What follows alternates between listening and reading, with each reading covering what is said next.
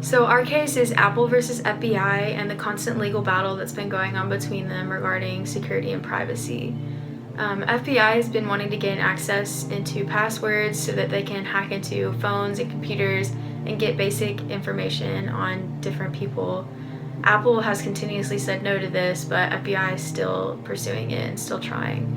The specific case that we're going to be focusing on has to do with the San Bernardino shooting. FBI has been requesting access to get into one of the deceased San Bernardino shooter's phones so that they can learn a little bit more about the situation and about the specific shooter, but Apple is still standing their ground and refusing. This case is complex and polarizing, and both sides have viable arguments.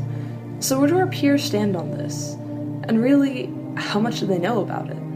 Only about 55% of those surveyed knew the key components of this specific case. There was no one point that everyone could agree on as being part of the issue, with only 87% saying security was involved. Several were virtually clueless.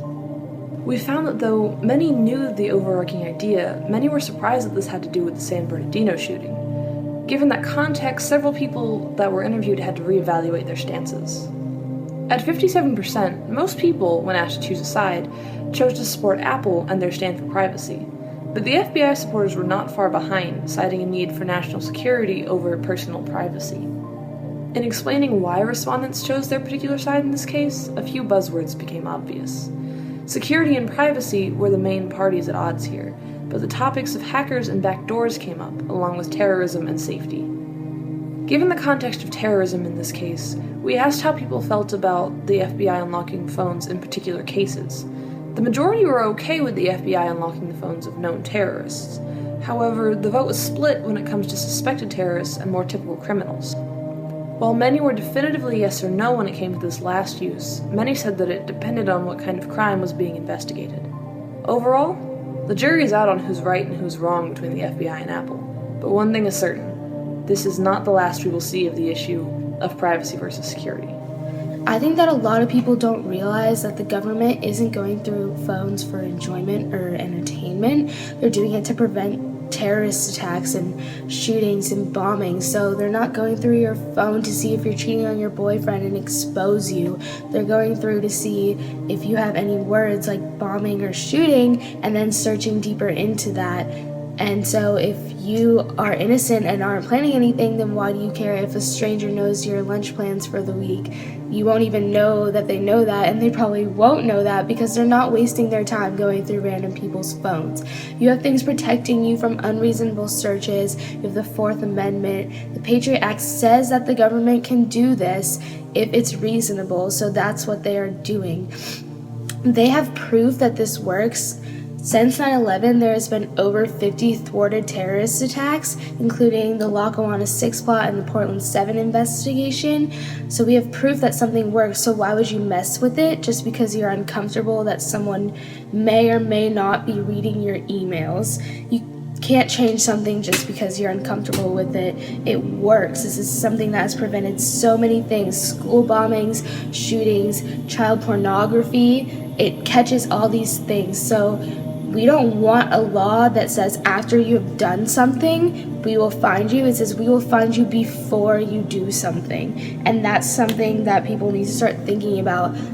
We don't want the nation to become more naive and thinking that their privacy is being invaded just because. We'll only invade your privacy if something is about to go seriously wrong. And you agree to terms of agreement when you go on things like social media sites or literally almost everything you do. There's a terms of agreement. And so you should read the terms of agreement and know what you're agreeing to before you try to argue that you didn't agree to something. Like, that's simple as it is. Literally the whole nation is electronic now, and they communicate through phones, emails, computers, whatever. And so in order to catch certain communications, we need to have access to that. So we want to keep this nation safe, and the safest way to do that is by looking through phones. When it comes to iPhone security and the FBI, many people don't realize that opening a backdoor comes with risks. And what the FBI is asking Apple to do would mean that they'd have to rewrite their operating system to weaken the current security protections already in place. So by opening that back door, it's not just the FBI that has access to your private information, but it's also vulnerable to hackers. When it comes to hackers, they're usually classified into 3 different groups. You have the white hats, who are considered ethical, and they're the ones that find malfunctions in the software and report it back to companies and programmers so that they can fix it right away. Then you have the black hats, who hack into networks and steal your personal information. And then you have one that kind of falls into murky territory, and they're called gray hats. And what they do is they sell the information they find to governments and companies that will use it for surveillance purposes. Some people think that this helps us prevent future terrorist attacks, but others believe that it's spying on our own citizens here in the US. What people tend to forget is that cell phone call logs aren't the only thing that will be accessible to law enforcement. And we'd like to believe that these officials are ethical, but that's not always the case. And it's not always the case that they're the only ones with access to this information. There was a time when people were afraid to type in their credit card numbers online, but now online shopping is the new normal. The difference is, the information that would become vulnerable with these new softwares is 1,000 times greater than typing in your credit card number on Target's website. What people don't always realize is that our phones contain more information about us than any other singular source.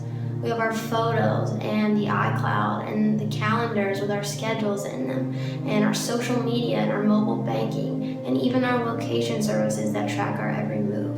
So you're not just giving up your right to private information, but you're also giving up your right to the Fifth Amendment, which protects you against self-incrimination. Do the police have the right to tap my telephone? This is a question many technologically centered millennials are asking. The current war between the FBI and Apple over iPhone privacy has sparked concern from the tech-savvy generation. But what rights, if any, are they signing away when they check the small blue box agreeing to Apple's terms and conditions?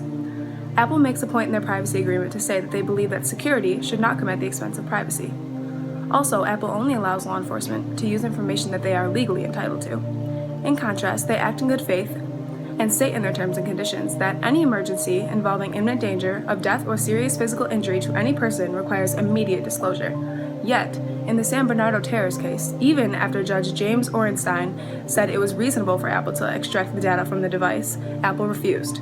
The FBI continued to find a way around Apple's encryption. Even some drive savers haven't yet defeated Apple's password protection, but over the past 30 years, they have retrieved information from many computers that have been burned, broken, and deliberately smashed. The FBI currently battles Apple's privacy terms and conditions in many criminal cases involving information being sent or received through technology.